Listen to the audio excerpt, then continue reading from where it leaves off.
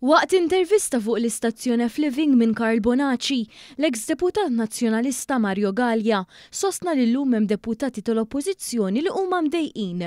Gallia li kien abbanduna lill-Partit Nazzjonalista qabel l-aħħar elezzjoni ġenerali wara li għamlulu ħajtun fern u dan bil-barka ta' Bernard Grech iddeskriva s-sitwazzjoni attwali fl-Oppożizzjoni għal numru ta' drabi bħala waħda tossika. Illum hemm deputati li qed jagħmlu ħajjithom infern, anki sitting MPs li qed jagħmlu ħajjithom infern.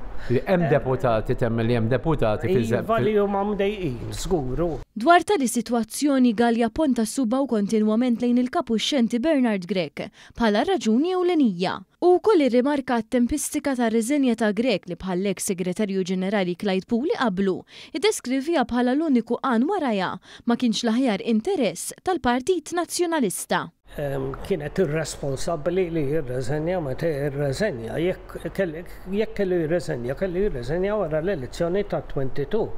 Sa dan it-tant fl-istess podcast Mario Gallia tkellem ukoll dwar il-mod influenti li bih l-Aqda Repubblika tiddetta l-aġenda tal-Partit Nazzjonalista.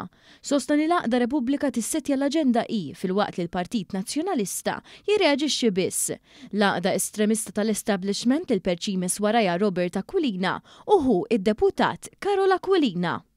Ħaddieħor jissettja l-aġenda u l-Partit Nazzjonalista jirreaġixxi.